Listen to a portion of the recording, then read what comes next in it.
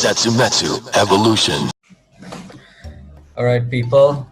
So today I will be bringing you my Angerblader deck profile after the ban list happened. So, a short story. We expected Luard or the Cross or Gurgit, and maybe to a certain extent Gavrail to get hit, because the meta right now is just very fast and extreme, and their attack is extremely big. So we expected them to get hit, but instead Bushiroad decided to unrestrict 3 cards, which is Dorian, Shirayuki, and Angerblader. Me, as a Tachi main, I am very happy that my Angerblader is back. No matter how shit it is, I will always try to make him viable as much as possible. So let's do some comparisons first. Between Gaia Emperor and Angerblader, Angerblader is extremely fragile with the current decks that we're fighting right now, like Gurgit, Gavrail, the Cross Ward, and right now Bermuda. Angerblader is not what you want to bring in a big tournament. However, the Tachikaze pride inside me really wants to bring Angerblader, because I really love that card. And no, it's not because it's brain dead. It's because when I returned playing Vanguard, I decided to play Tachikaze because it's cheap. Then 1 month later, Angerblader came. It won me a few tournaments, and that card has been my very precious card. It took me a year to get the SVR. Okay, so let's go on to the deck profile. First, we go to the grade 3. It needs no introduction. It is Angerblader himself. The first skill will give you gauges to your cards easily. This guy is technically hand gauging, because its skill is select 1 rear guard, move it to another rear guard as equip gauge, and retire. The retire is very strong. The hand gauging is just so good. And then its second skill is when it attacks, counterblast 1, you restand 3 cards that has at least 3 gauges, and your front row gets 5k. We know how broken that skill is back then. Like, it just keeps getting bigger and bigger. Obviously, this is your ideal right target. Duh. Most of the time, you're gonna have 2 turns with Angerblader, because right now in current meta, sometimes you need to grind a bit in 1 turn before you can get the kill on that turn. So yeah, do be careful.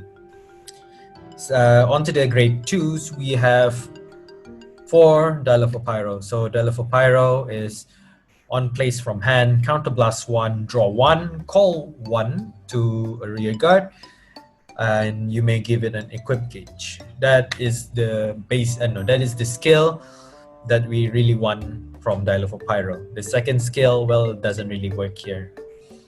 The first skill, it helps you to set up your sweeper and your trooper. We'll get onto them later. So the setup card, the setup just really helps. The draw is very strong. It's just a good plus in my opinion. Then in the late game, if you have the counterblast to spare, which you really have a lot of counterblasts. Let's say you have like 5 open counterblasts, you can just spam Zandalfo Pyro a lot in your hand, because all you need is just 1 counterblast, right? Then the next card is Sweeper Acro Canto. First skill is when it attacks the Vanguard, once per turn, you gauge this unit. The second skill is for this the second skill is this unit gets 5k for every gauge, and when it has 3 gauges or more, it cannot be targeted. So specific target cannot kill this card. People have PTSD on this card.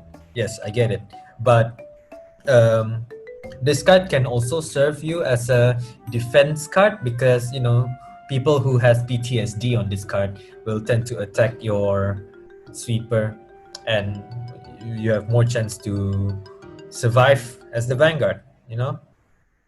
Once it reaches like 29k in the early game, which you can actually do with Zandalfo, Pyro, and Turbosmilodon, and sweeper itself, people would just ignore it and will just attack your vanguard.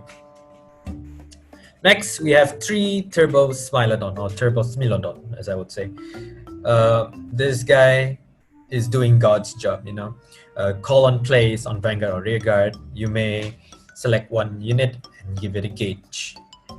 It also gauges when it attacks. So if you have Zandalfo Pyro, you write him, counter +1, draw 1. If you have a sweeper, call that sweeper, give it a gauge. So that's the first gauge. Then you call a Turbosmilodon on it. You call Turbosmilodon on the other rear. You give the gauge to sweeper. Now sweeper has 2 gauges. So turbo attacks, use the skill. Now sweeper has 3 gauges. Then sweeper attacks. Sweeper has 4 gauges. So you're automatically a 29k body, which people tend to ignore sometimes. Now on to the grade 1. We have 4 Savage Trooper. There's a reason why I play 4 Savage Trooper. Initially, I wanted to play Bomb Raptor, but there's one matchup that I really had a struggle with in terms of power, which is Grand Blue or Night Rose. So Night Rose, usually they have 0 fields, so it really struggles. We tend to struggle for power, especially with Bomb Raptor. But other matchup, I think nowadays we don't really have a lot of field matchup other than that one turn in a grade 3 turn. So yeah, maybe we can change it a bit. But Trooper, it tends to be more flexible, and it's a 10k shield, while Bomb Raptor is a 5k shield. So sometimes the 10k really helps me to survive. Then we have 4 Prism Bird. Yes, some people don't put Prism Bird, and I get why. But I tend, in my matches where I don't play Prism Bird, Angerblader just doesn't come to my hand. So I just want to play max number of it just to up my chances on getting Angerblader. This guy is your last resource for a beat stick. 13k is actually not a bad number. You put him on Axel, it's gonna be 18, and yeah, it's pretty okay. Next card is 3 Zandalfo. I wish I could play in 4, but sadly we don't have the space. Zandalfo is automatically a free 2 gauge. Where you rest him, you give someone a gauge. Then with an Angerblader skill, you move him to a rearguard S gauge. And then the counter +1 for the 5k, that's just an extra spice when you need it. It only comes up into a certain situation, like if you have Turbo or a Prism Bird or any card that doesn't power up themselves and give power. So the Zandalfo sometimes really help. Next is 4 Roar Barrio. People tend to sleep on this card, really. I remember Car and Cube and maybe Azharu, they really hate this card, because this guy just gives free power for a Soul Blast. 5k for every gauge. Crazy. This guy even gives a gauge to himself. So you gauge your sweep. If you use this card on a sweeper, let's say your sweeper has a 5 gauge, automatically your sweeper is now around 59k. Or a trooper, same story. But usually I use Robario on cards that are non-beat sticks. So like a Prism Bird, you can see yourself, or you can see me gauging a Prism Bird to a higher number. This guy just makes everything big, or a Soul Blast. It's insane. Then you have Sonic Noah. Sonic Noah, personally, it's a staple in my deck list because this increases, I would say it increases, quote unquote, increases the skill of a touchy deck, because when you boost a rear guard with him, it gauges, and then when that attack hits a vanguard, you retire one and draw one. Though it's a pressure card, it's a pressure and a gauge engine card. It's very nice, very good. Early game is pretty strong too. Then you have my starter, Dragon Egg. I don't like minimum Carno. You know, the card looks ugly. Don't at me. Dragon Egg's the best. Then you play 4 heals, obviously. Parasound, best heal. 4 draw triggers, which is the draw perfect guards. You do need some draws. You don't. This deck doesn't superior call, you know. Then you have 2 normal draws. I play 6. I play 6 draw because sometimes you really need that draw. Then you play 6 crit because there are matches where I tend to have in a situation where, oh, if I pull a crit here, I win. Yeah, I played the 8 draw variant before. It's okay, you know, the crit helps, and yeah, I guess the 6 draw, 6 crit is just a comfy pick, I would say. In here, you in the grade 1 slot, you can be very flexible. If you think the Prism Bird is too much for you, or the Trooper is too much for you, and you want your Zandalfo, you want to play something else, you can do that actually. I'll get into our alternative cards first. So our alternative cards. So here's our alternative card. So what I really highly recommend is Mega Rex and Laceratorex. So if you play the Mega Rex and Laceratorex, that build tends to be a bit aggro with more draw power. The build that I am using right now is more towards a setup, and that one turn you need to punch.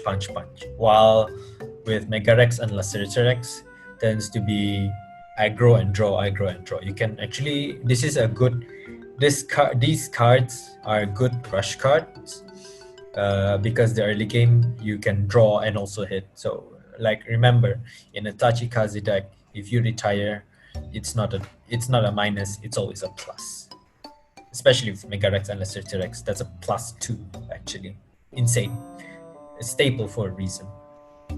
Then for the continuing on the grade 2, you have Bomb Raptor. So again, if you usually I play Bomb Raptor in matches where there's a lot of fields, where I'm confident there's a lot of rear guards in the opponent, especially. 5k for every gauge is insane. It's very good. Well, it's once per turn, so yeah, there's that. But again, Night Rose exists, especially Car. He plays Night Rose. He tends to have 0 field, so Bomb Raptor is dead in my hand or in the field. And Bomb Raptor is a bit fragile also with a 5k shield. Then with the grade 1 below Bomb Raptor is Polygon Spine. Now Polygon Spine is a very, very interesting card because he only functions where in extreme situations where your open damage denies you, or they crit so hard but you have close counterblast, and they crit so hard so you can't use your counterblast.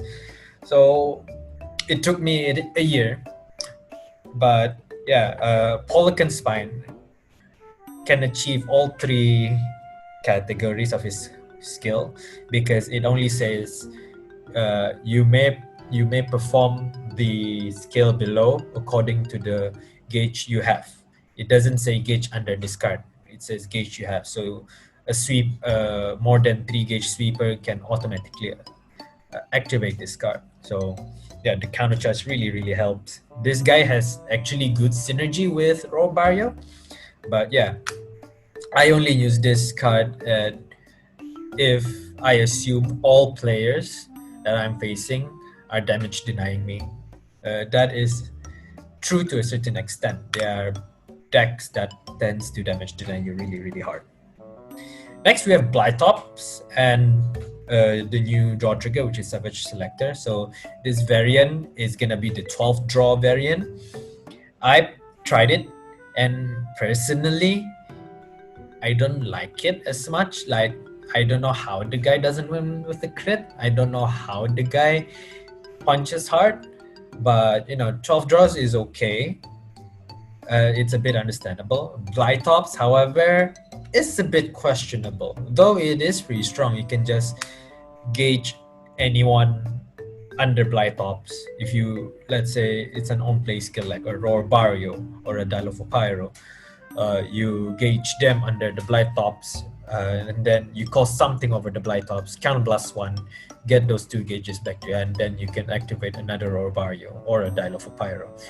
But again, Blytops tends to be counterblast heavy because it's counterblast 1. This deck really needs that one counterblast. Counterblast is all that matter in this deck, really.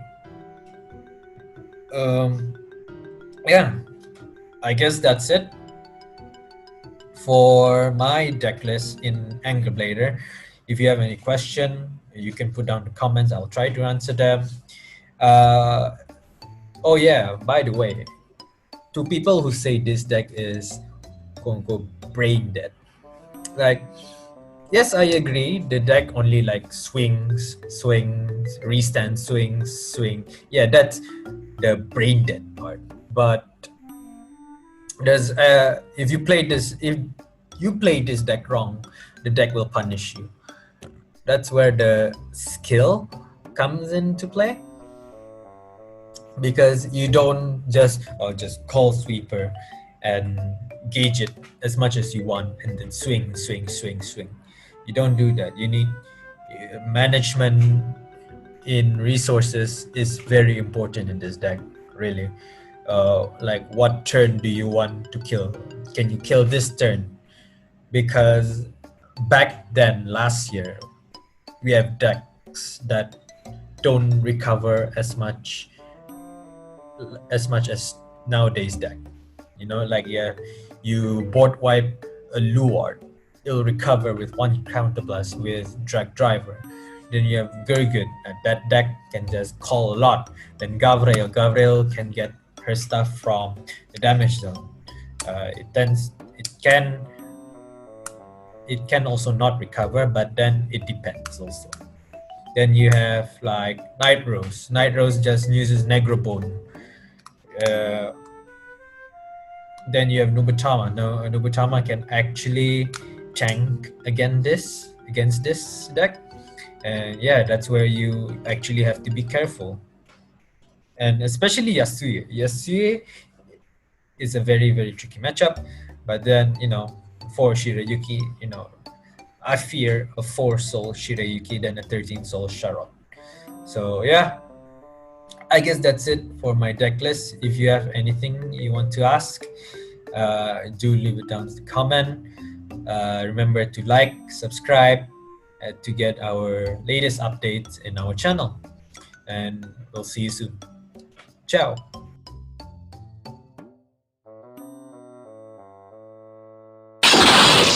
Setsumetsu Evolution.